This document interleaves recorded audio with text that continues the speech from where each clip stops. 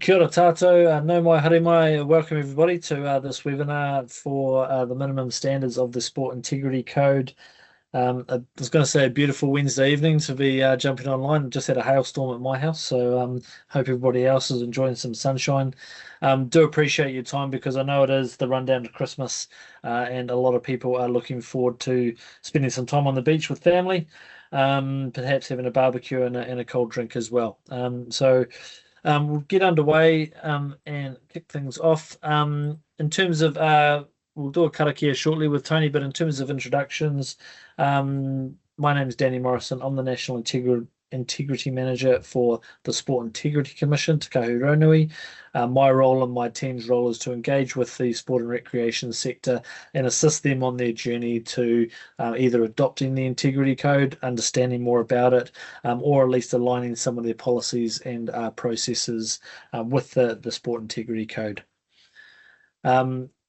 I'm joined today by my two integrity relationship managers, amazing people that they are, that are out there doing the hard work with the organisation. So Vicky Hawkins and Tony Coughlin, my two integrity relationship managers. You're going to hear from them shortly as part of this presentation. In terms of housekeeping, this webinar is being recorded.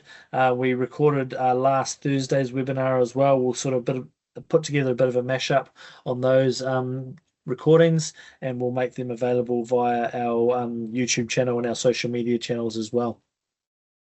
In terms of questions, there will be time for questions and answers at the end of the presentation. Please do use the Q&A function for those questions. If there's anything that's on your mind, put it into the Q&A function, and we'll be sure to address those questions when we get to the question section at the end. So once again, thank you very much for joining us on a Wednesday. Really appreciate your time and effort, and we'll get started.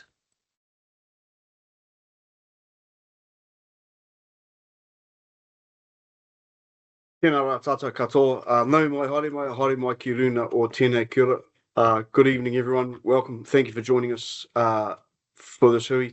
My name is Tony Coughlin. I'm, as Danny said, one of the Integrity Relationship Managers. And so just short karakia to open us up. Kia ora te marino, kia whakapapa pounamu te moana. He huarahi mā tātou i te rangi nei. Aroha atu, aroha mai. Tātou ia tātou katoa. Huie, dai ki e.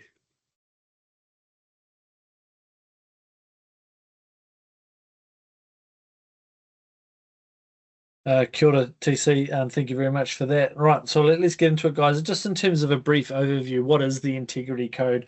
Essentially, the Integrity Code is a voluntary code that was established to prevent and address harm in sport and recreation. Why was it developed? It was actually developed because the sector asked for clear guidance on what is acceptable and unacceptable behaviour and how to respond to that behaviour when issues occur. So essentially, we had a number of examples of really amazing people with well-meaning people that were doing a great job in building policies and procedures for their sport and recreation organisations.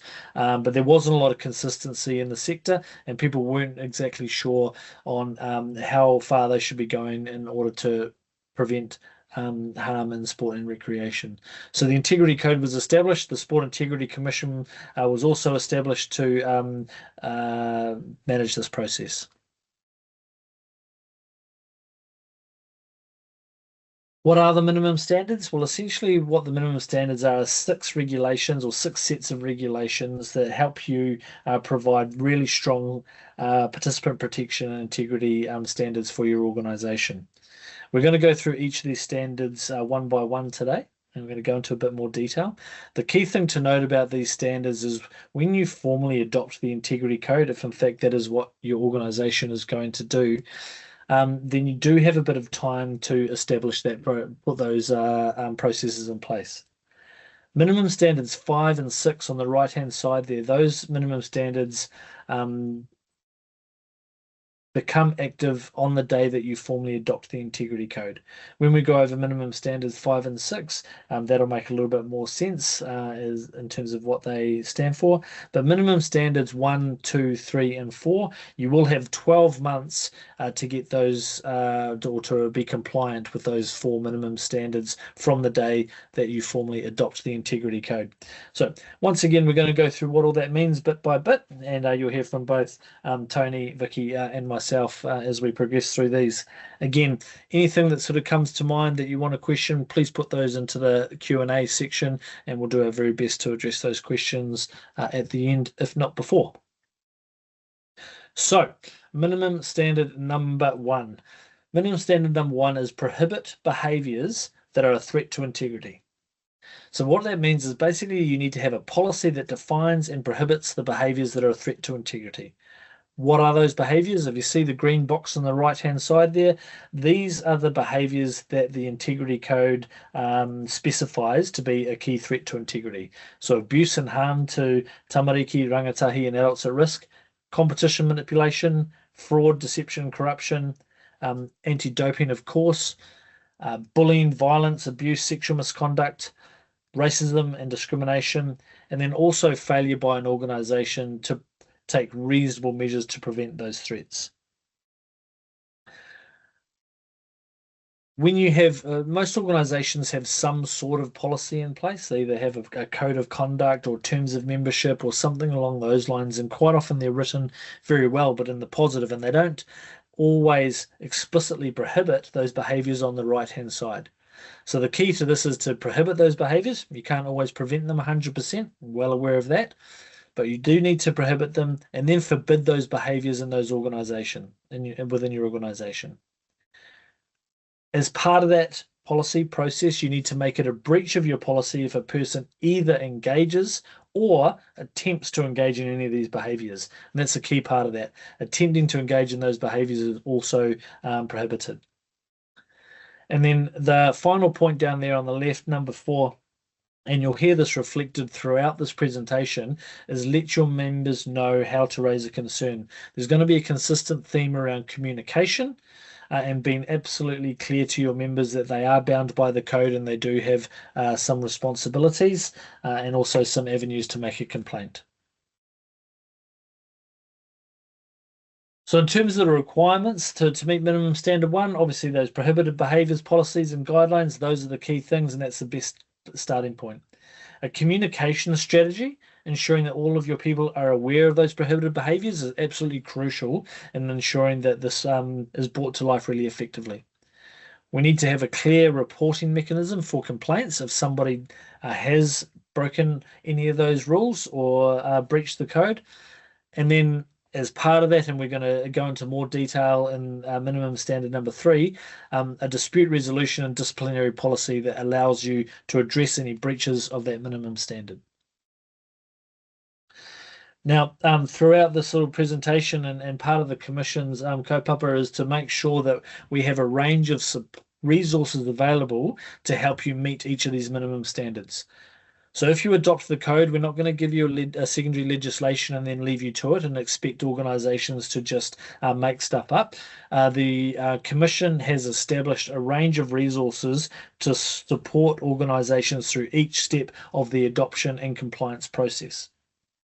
So for minimum standard 1 specifically, we have a policy template that is specific around prohibited behaviours. So if you're an organisation that doesn't have a code of conduct or prohibited behaviours policy, you can pick up that policy template and use that, and that can be the basis of your rules. The second part is checklists, and we've got checklists for minimum standards 1, 2, 3, and 4. So those checklists are really clear in defining what you need to do in order to meet minimum standard 1 in this case. Those are really easy to follow. They're only a couple of pages, and it does make sure that you don't miss any key steps in the process. And finally, education resources. Again, the communication and education piece will be repeated almost ad nauseum throughout this presentation, but we do have a range of resources through the Sport Tutor platform, which most organisations have access to either through their own agreements or through Sport New Zealand. We have a range of micro-learning modules that also support all of these regulations, and we have information on our website that allows you to pick up key nuggets of information and pass them on to your membership.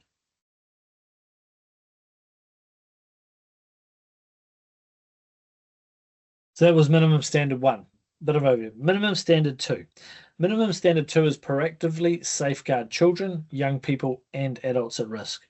We've been very clear with our conversations to the sector today that this is probably the minimum standard that requires the most heavy lifting from organisations, and it's fair to say that most organisations that we have spoken to see proactive the safeguarding policies and procedures as one of the most important risk areas for their organisation.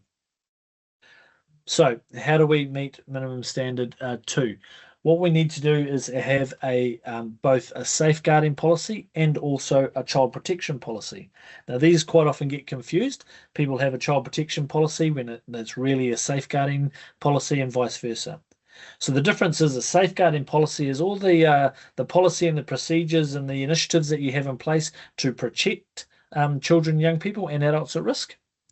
And a child protection policy is how you react and respond if harm occurs. Now, you can have that in a single policy. They don't have to be two separate policies, but as long as you've got a policy or terms and conditions, code of conduct, whatever it might be, that gives effect to the information in these policies, then you're going to be okay. I'll jump across to the right-hand side in the green box again. Children and young people, that means anybody under the age of 18 years of age.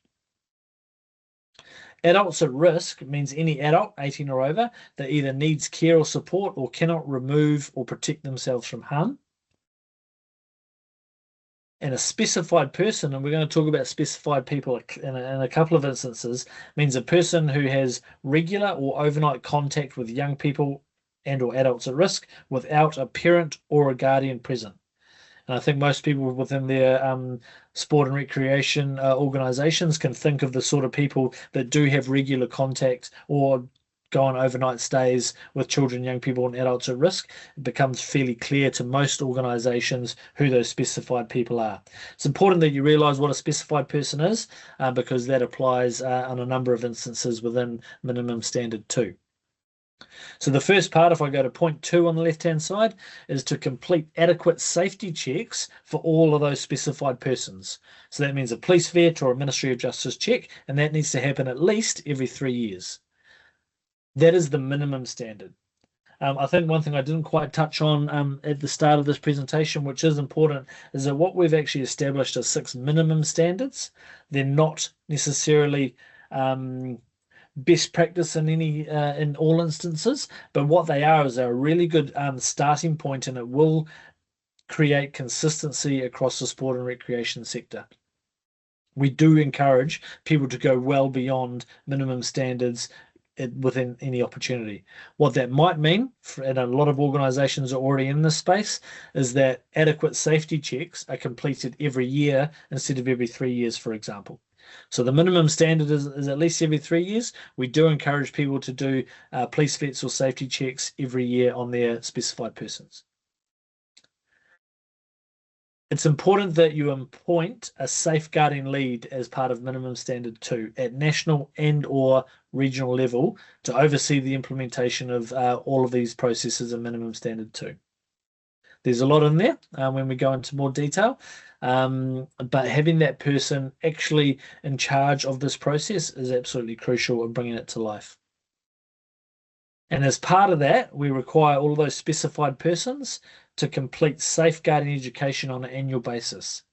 And again, the Commission is committed to providing those education resources, so you don't have to build them from scratch. But it is important that that safeguarding lead identifies all those specified persons. They ensure that that person or those people are safety checked at least every 3 years, and every year they're educated on safeguarding policies and processes.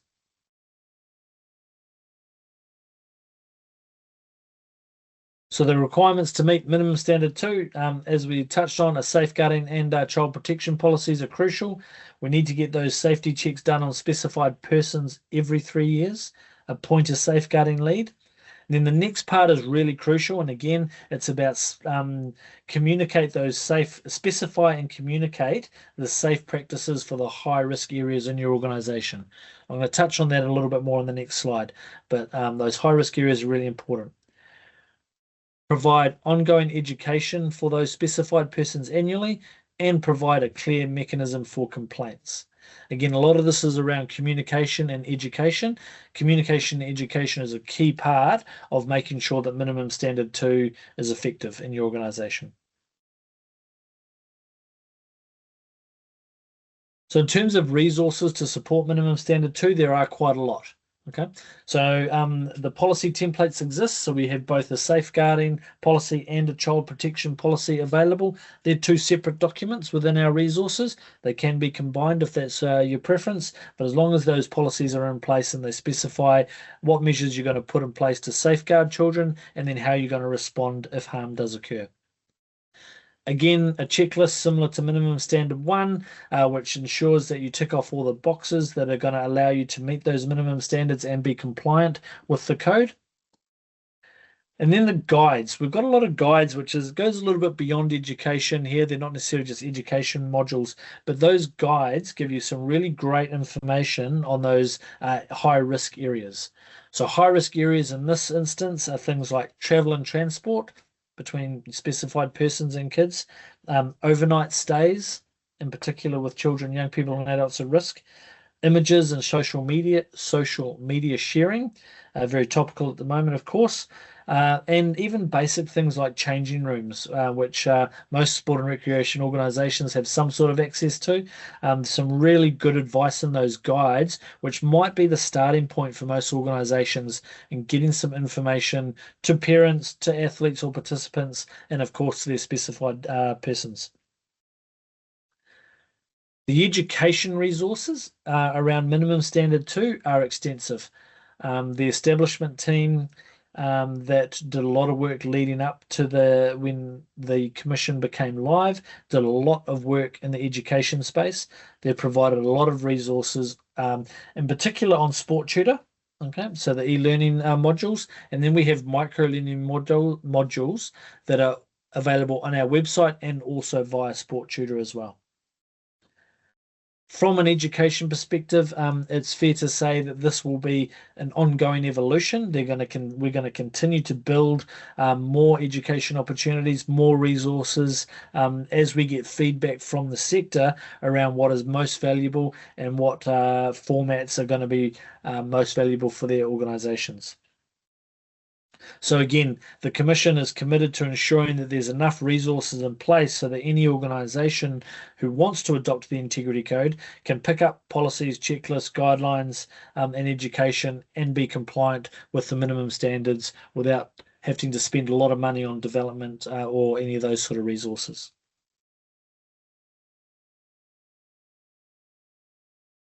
All right, you might be sick of my voice already, so I'm going to pass on to Tony Coughlin, who's going to talk to, Vicky, actually, who's going to talk about minimum standard 3.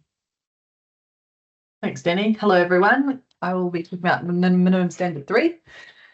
Got it. Sweet. So minimum standard 3 is about implementing an effective and fair disputes resolutions process in relation to threats to integrity. And so there's a few components to this, which is basically a complaints and disputes resolution policy, a discipline policy, a privacy policy, and the mandatory notification policy is part of minimum standard 4, and we'll be talking about that next. What is really important when we're talking about having good integrity processes within our organisations is organisations having a really clear reporting pathway where people understand if something goes wrong, that they are able to report that thing, who to report to, and what will happen with the establishment of the minimum standards and the commission is that all members of the sport, or all participants of the sport and recreation sector, will actually be able to either report things to your organisation or the commission. And so making that clear to your members and having that in your policy is really important. Alongside knowing that they can report and who to report to, understanding how they can report, and understanding that, ensuring that they have trust and confidence that your organisation will take that report seriously and will manage it effectively. And so in a nutshell, all of these different aspects of this minimum standard is ensuring that you have a robust, fair and effective way to receive reports and manage them. Something I'll add is that we need to ensure that all of these processes align with the Privacy Act 2020. So it's important that you have a privacy policy that brings to life the Privacy Act in your organisation. So this is a bit of the process of how it works. You'll establish a complaints and disputes policy, which will lead to the discipline policy, which will ensure that disciplining happens appropriately and consistency in your organisation. Once you've got those things set up, you'll through your privacy policy, you'll ensure that all of that aligns with the Privacy Act. Then in minimum standard 4, we'll talk about the mandatory notification policy. Appointing a person, in this case, that will be called a complaints officer or something equivalent to manage these, the processes involved with living and implementing these policies. Communication, Danny's already talked about making it communicating well and educating. So providing, sorry, I've done that early, but that's up here. Providing a clear mechanism for complaints to be made. That's what this whole system will establish, and this importantly, recording the information securely. So making sure that you record your complaints, you can record how you managed them, and you record the results, and all of that done in a way that honours the privacy of people. Next slide, please. Of course, just like the other two minimum standards Danny talked about, we have some really good resources to help you make all of these things happen. We have a complaints policy template, a discipline policy template, a privacy policy template, and some other bits and pieces on our website, like a checklist on how to meet minimum standard 3 under resources on our website. So all of that is available for you all to be able to align with this minimum standard. The other thing I'll talk to, I've alluded to it, where by talking about how all participants in sport and recreation can access our resolution support we have at the Commission. So we have a whole team of people that do these kinds of functions. They take complaints. Those complaints can be anonymous if the person requests. They can be things can be reported to our resolutions team via either the 800 number or the email, which is available on our website. You'll also see a web form here in the bottom right hand corner that can also be used to report something to the Commission. As well as sort of the investigation function, alongside that we have a mediation function and an early intervention function. So all established to really help and support organisations to manage their integrity to the best of their ability. Cool. I think that's minimum standard 3. We'll move on to minimum standard 4, a very simple minimum standard. This is notifying the Commission of issues of serious concern. So effectively what this minimum standard asks you to do is to develop a policy that makes notifying the Commission of issues of serious concern mandatory in your organisation. The green box here on the right is the things the Commission considers issues of serious concern. So things like abuse, intimidation, or violence against children, young people, or adults at risk, child abuse, child sexual abuse, or neglect, sexually harmful behaviour, competition manipulation, prohibited behaviours that give rise to imminent risk of harm, organisation breaching its obligations to safeguarding, retaliation or victimization. This particular point here around retaliation or victimization, this specifically relates to, or mostly specifically relates to, where somebody has made a report to the organization, or sorry, when somebody has made a report of something and they are experiencing retaliation or victimization because of that reporting or whistleblowing. And lastly, where the organisation has suspended or excluded somebody. So that means that you, if you make it mandatory to report to the Commission issues of serious concern, you'll need to appoint a person responsible for making the notifications. The time frame on reporting something to the Commission is as soon as reasonably practical. And it also means that you must notify things to, sorry, I'll rephrase that. Where any suspected criminal behaviour is reported, you need to report that to the police. Alongside that, if there's something that needs to go to another authority like Oranga Tamariki, that would need to be reported as well. Yeah, so that's this minimum standard. This is the process that we, so these are the requirements. So mandatory notification policy, appointed person,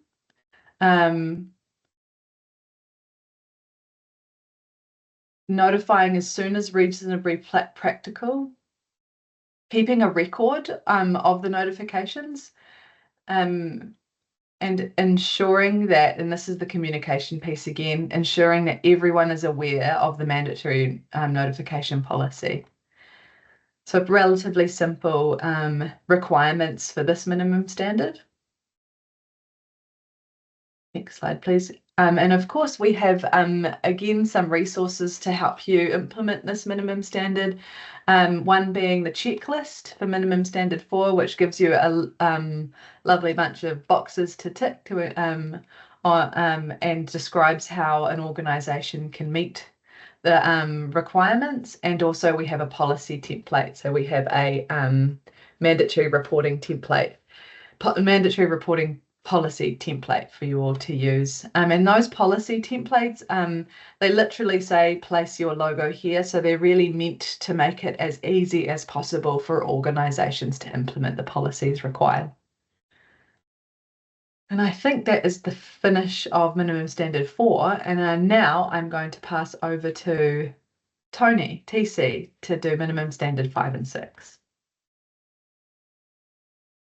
Hello, Vicky. All right, how are we going, team? Everyone's still with us? Everyone's still awake? I imagine you've all been at work in your real jobs all day, haven't you? And you do this because you love it and you love your sport, and we're really grateful to you giving up your evenings.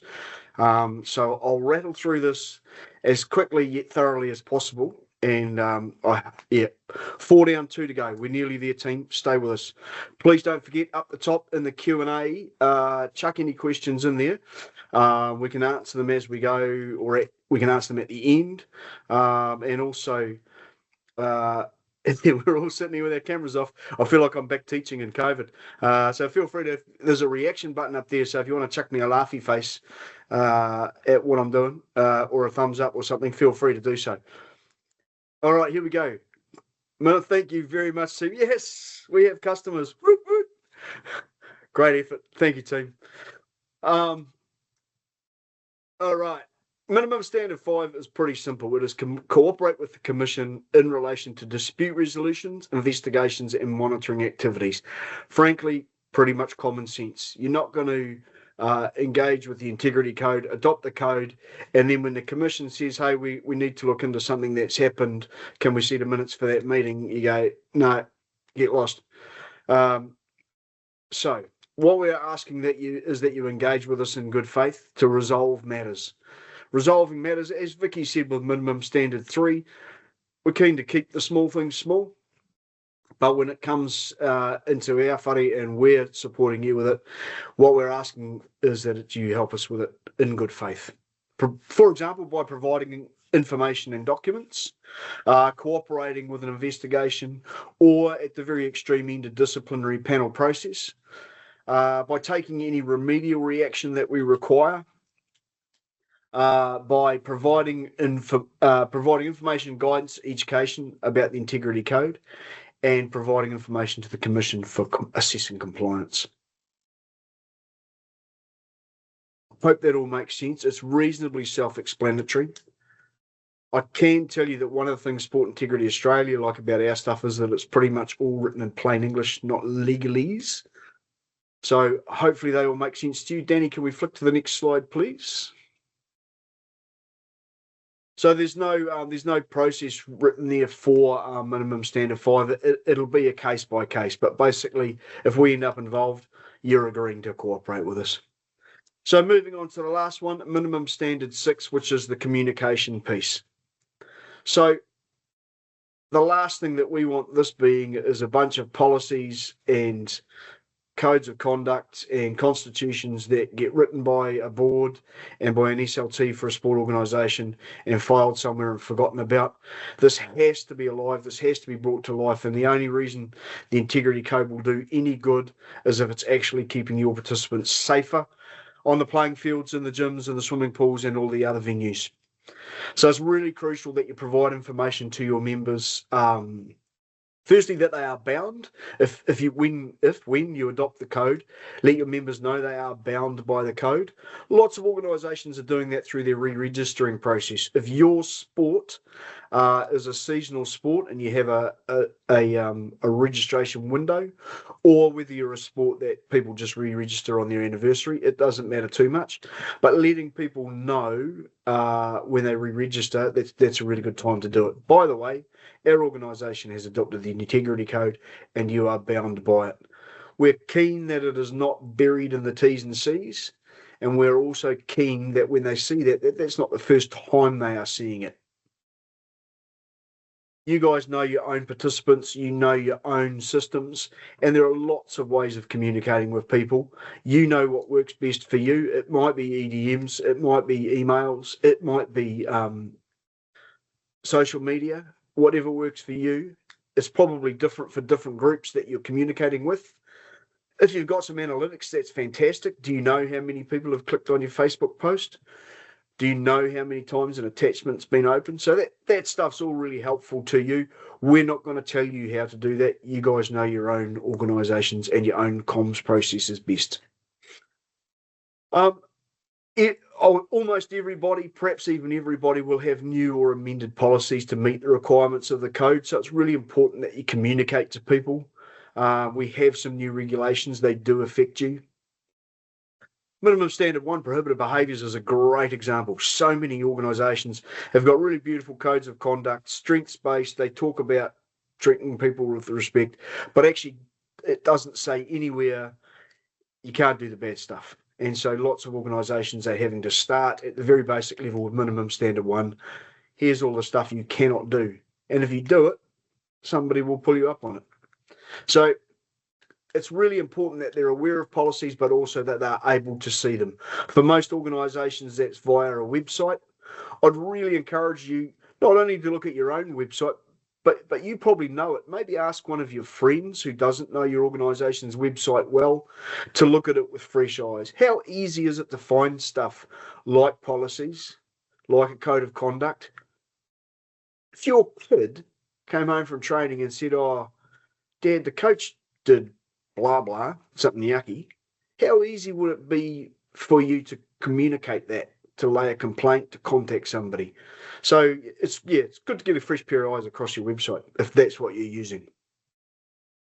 Finally, as Vicky said, with regards to minimum standard 3, inform your members of their rights to make a complaint or a disclosure to the organisation and to the Commission. They can come straight to us. Like I said a few minutes ago, we do encourage you to keep the small things small, and if it's something that we believe you can manage yourself, we'll fire it back in your direction with an offer of support if it's needed, of course. Communication is such an important piece of this. We've got a great comms team here at the Commission, and we are here to help. There is a comms toolkit being developed. So, in summary, if I start at the top there, early comms, before an AGM or a resolution to adopt, if you let your participants, your members know, hey, this is the road that we're going down. Communicate that clearly through all of the ways that you would normally, and communicate about your resources. Make use of your social media, and feel free to grab our social media. Jump on Sport Integrity. We're on Facebook, we're on Instagram, we're on LinkedIn. We are not on TikTok or Snapchat because we're not 15 years old. And so feel free to grab our posts, share them, copy them. We're looking at physical messaging, and a poster on a changing room might be the most effective thing for your people. Electronic direct messaging, newsletter campaigns, and as I said, inclusion in the registration process. A checkbox, I acknowledge that I'm bound by the integrity code, or wording that works for you and your people. That's minimum standard 6. Let them know. Kia ora. I think it's back to you now, Danny. Is that correct? Correct. Yeah, I was just pressing lots of different buttons and different screens. So thanks very much, guys. I really appreciate that. And always love TC bringing a bit of a light humour to what can sometimes be pretty mundane conversations. So thanks, TC. A couple of things to touch on before we finish up and go to any questions, guys. The first thing is using the policy templates. What we've found over the last 9 months of working with organisations that are actively engaging in looking to adopt the integrity code, there's been 3 clear different approaches. Not more or less the same. So the first approach is to use the Commission templates as written. This is mainly for organisations that either don't have a lot of comprehensive policy in place, or they're a new organisation. So if you were to build a new organisation straight from scratch, you could go to the Sport New Zealand website and start with a constitution template. Then you could pick up all 7 policy templates that the Commission provides, essentially put your name on the top, and then as it is written, it would apply to the integrity. It would comply with the integrity code. So that is the most basic way of using our templates. One of the concerns when we first started going through the public consultation of the integrity code was that it would be quite a costly exercise for organisations in terms of engaging with lawyers to review constitutions, policies, and the like to ensure that they're compliant with the code. We as a Commission have made a commitment to help with that heavy lifting and to ensure that those policies are available and easily accessible. The second approach that organisations have taken is to use the Commission templates as the base and then add the nuances from your organisation into the template. There's a lot of different sport and recreation organisations out there in the around the motu. It's not possible for us to create a template that captures all the requirements of every different sport and recreation code. So what the key things are there is that each one of these policy templates has clauses that are highlighted in blue. Those are the clauses that are mandatory in terms of meeting the minimum standard. So you could take our policy template, you can ensure that all the blue parts remain, and then you can go and add, delete, or edit some of the other clauses so that they are more specific to your organisation or your sport or recreation type. And then the third approach is to use your existing template as the base and then cross-check that to ensure that all the aspects that are highlighted in blue are represented within your policy. Now, we've written the clauses, or not myself personally, but people with a lot more capability than I am have written those clauses so they are nice and easy to read and easy to use. But essentially, to meet the minimum standards of the code, your policies have to give effect to those same concepts within the policy templates that we've provided, and in particular, the mandatory aspects that are highlighted in blue. That is the policy templates, and and Tony touched on it as well. There's going to be a lot more resources that you guys can engage with as we progress through this journey. In particular, next range of resources will include a communications toolkit, which will be valuable in just helping organisations get the message to their participants. So, in terms of a recap, like I said, minimum standards 1 to 4, you have 12 months to comply with minimum standards 1 to 4. What are they?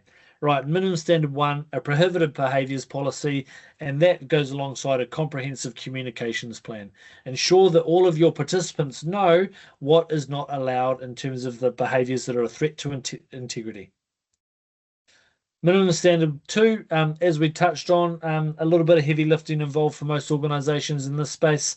What we have found is that most organisations have had some sort of safeguarding mindset in play for a number of years now, and we are pretty confident that the vast majority of organisations are not starting from zero when they start trying to implement minimum standard 2. They've got a long way down the track already. So we need a safeguarding policy and a child protection policy, or something that gives effect to those. We need safety checks for all of our specified persons. We need to establish a safeguarding lead, and then we need to implement a comprehensive education plan and communications plan so that all of your specified people are educated effectively and all of your participants within your organization are aware of the rules and regulations that you guys are implementing, okay, and what good safeguarding looks like. Minimum standard 3, very much more process based. Again, so a lot of policies in there and procedure in there. But this is just ensuring that most the organizations actually protect themselves from going down little rabbit holes that can cause them dramas later. Follow good policy, follow good process, ensure that you maintain people's privacy, and ensure you maintain their rights, and the complaints processes are really effective. Okay. It's important that everybody in your organization knows where they can make a complaint and who they can make a complaint to, and that they've got confidence that when they make a complaint to your organization, that person can handle the information effectively. So that requires a communications plan, of course. And then just making sure everybody knows that the commission is there to support this whole process. You can make a complaint directly to the commission if you've got a concern about your own organization. And if you're within an organization and you've got a few things that you have to deal with, the commission is there as a helping hand to support you in that process. To meet minimum standard 4, Vicky touched on the mandatory notification policy. Again, it's just an agreement that you guys will receive information, and when you receive a complaint and it does meet that serious threshold or that serious complaints threshold, that is notified to the commission as soon as possible. It is, again, is important that your members know that you do have a mandatory notification policy. If you do receive a complaint that meets that threshold, it will be communicated or passed on to the commission. And that gives the commission a couple of little tools there. Minimum standard 4 applies for a couple of reasons. One is it's really valuable for the commission to have an overarching view of what are the issues that are affecting the sector, because it's our responsibility to react to those trends and provide some information. So if we can provide some support to those to the sector, we need to know what the issues are to begin with. The second part of it is if you notify us that you're dealing with a matter or an issue of serious concern, that we can step in and supply some additional resources to support that whole process. So that's really valuable service that the commission can provide, but we need to know about it first. Minimum standard 5, engage in good faith, provide the commission with information when required, and just cooperate with any investigation. Okay, we can't help you if we don't know the information. We want to be most effective when we can. And then finally, minimum standard 6, all about communication. Really, really important that everybody knows that A, they're bound by the code to begin with, and B, they're aware of what that means for them and what services are available to support integrity within your organization. So use as many channels as possible and get the information out there as best we can. And we're really interested in feedback from the sector around what good looks like in that space and what resources would be most valuable for the sector to support that.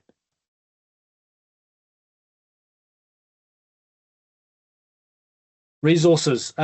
We can send out this information. All these resources are available on our website, but if you're interested now and you've got your phone out, you can jump onto a couple of these QR codes. So the integrity code itself, the integrity code adoption guide, which is another valuable resource, and then of course all those commission resources that we have been discussing tonight are all available via our website. If that looks like a little bit much, because it can be quite confronting having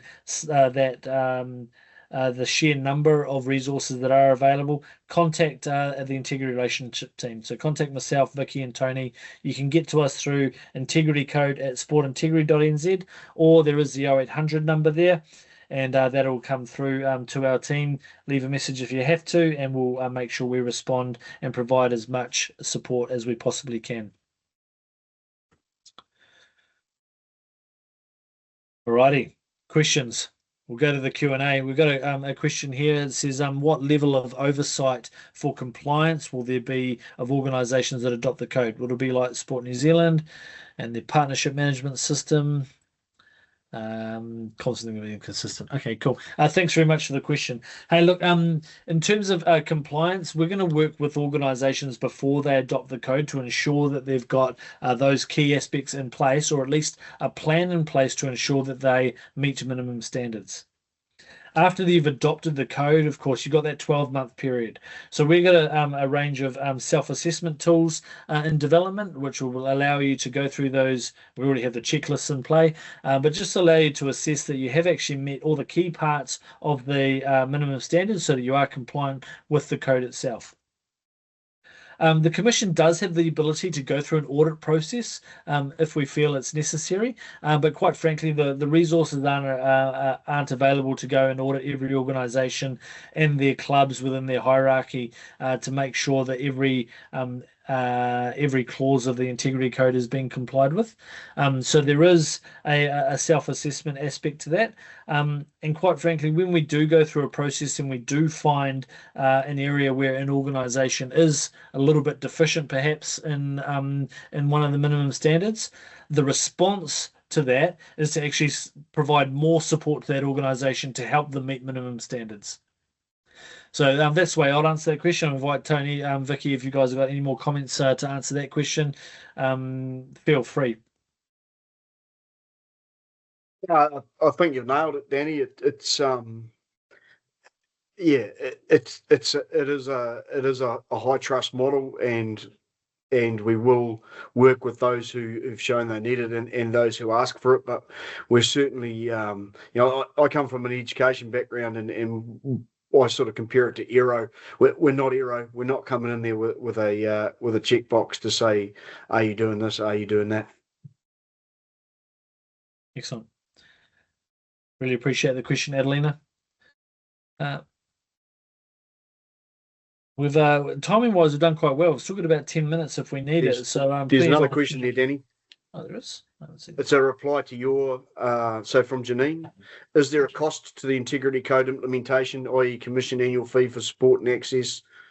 The cost of police checks, is there a free website we can access to this service, and is there funding to support costs? So there's no cost for adopting the code at all. So we're certainly aware that funding and resources are a barrier to organisations across the sport and recreation sector. So there is no cost for adopting the code from the Commission. There's certainly no cost to consume any of our resources that we provide. In terms of the police checks or MOJ checks, there isn't funding to support that. That is something that organisations are doing currently. We just want organisations to continue doing that and to specify who should be being police vetted or having an MOJ check. So we're not a funding agency per se. Funding for the sport and recreation sector primarily comes through Sport New Zealand and other additional funders. So yeah, there's no cost for the process from our perspective, but we're also not a funding agency, if that answers your question. Also add that there's some organisations who are being sort of pragmatic about this, and I'm aware of one national sporting organisation who are safety checking all of their junior coaches, whether they think they're going to be spending time on their own with kids or not. They're just doing the whole lot.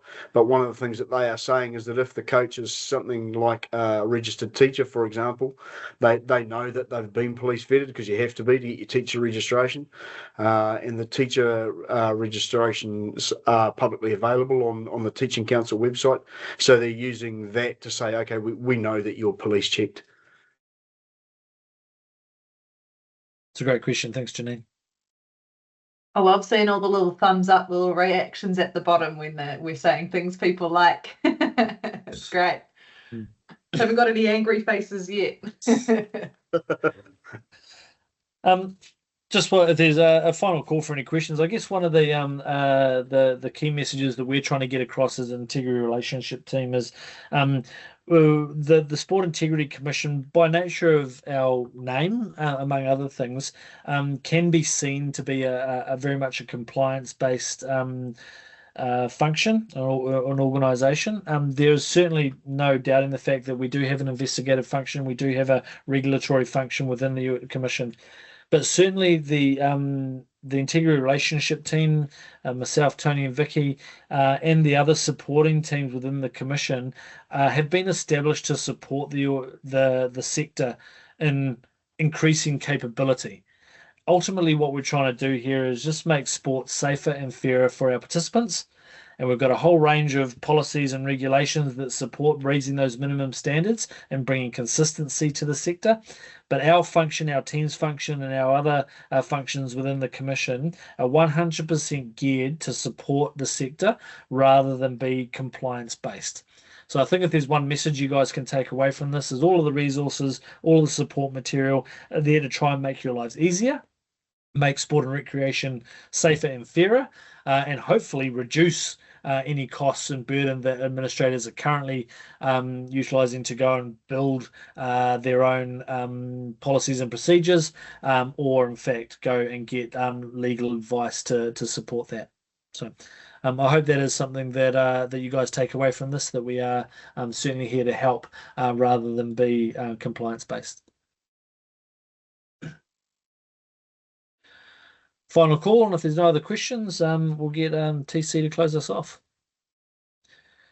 So just finally from me, guys, thank you very much for joining us on a Wednesday night. Really do appreciate your time. I wish you all a very Merry Christmas and a great little holiday period. I hope you're getting plenty of time off to spend with friends and whānau. Please enjoy the weather. I hope it's great. And with that, we'll get TC to finish off.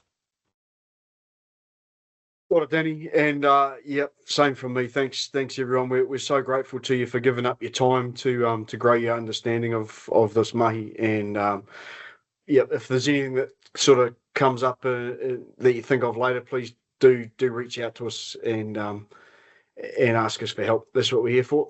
So I'll just close this off with a quick karakia. Kia tau, kia tātou katoa, te atawhai o te waihi ngaro, te aroha o tētahi ki tētahi, me nā manaakitanga o te wā, haumi e hui e, tai ki e. Maiki. Nā mihi Kia ora maha. tātou. Thanks everyone.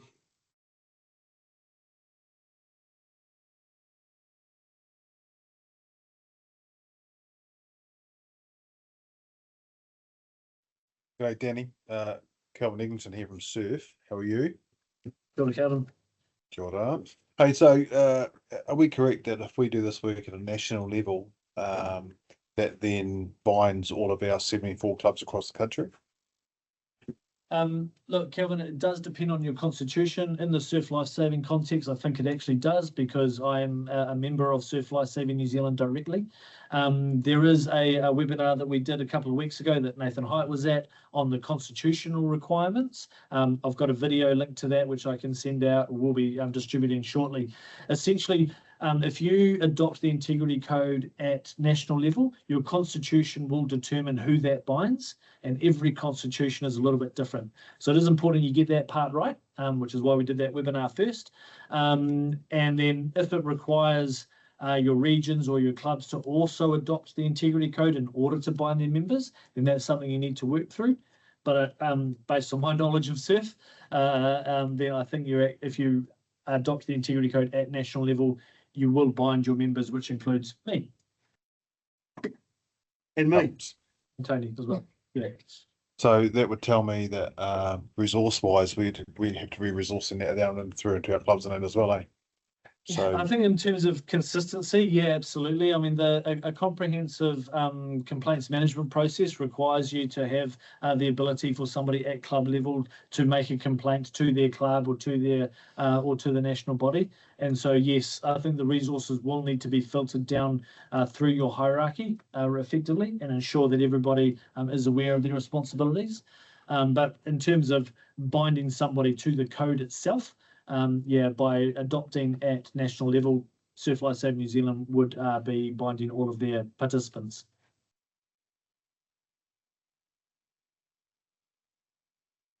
I hope that answered your question, Kelvin. Thanks, mate. very fulsome. Thank you, Daniel.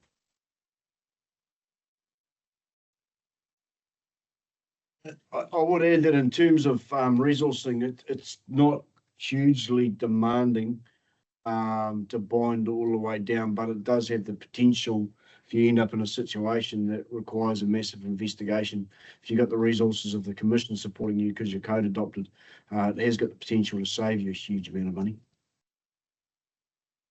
Yeah, I challenge that it's not a huge resource load, but that's right, I understand. Anybody else got any questions that are burning at the moment that you'd like to add in?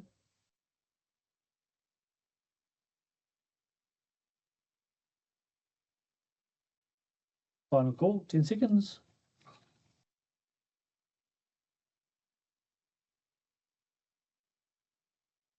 All right, fantastic. Perhaps Johnny, if I could get you to step in, my friend, and close us off, that'd be great. Just from me, finally, thank you very much to everybody that's jumped on board. We do have another version of this webinar next Wednesday night at 7 p.m. For those people that have day jobs and can't join us during the day. If you are aware of anybody that would be interested in this kind of content, please encourage them to register. There's links on our social media accounts, or let us know if you need that. But yeah, the more the merrier, the more we can get this information out into the sector, the better for us. But thank you very much for your attention today, and all the very best for a fantastic Christmas season. I do hope you get some time away to recharge and refresh. Thanks, guys. Nice one. Cheers. Ka pai Daniel, tēnā no koutou I tō koutou tautoko I tō tātou kaupapa nei, rei tēnā no tātou katoa, māku tā tātou hui, e whakakapi, so I'll close our webinar now. Unuhia ki tūru tapu nui, kia wātea, kia mahama, te tinana, te ngā kau, te wairua, ki te aratakatu, koiara e rongo, whakairiake, ki runga, kia wātea, aira, ko wātea, haumie, hui e, pāiki e.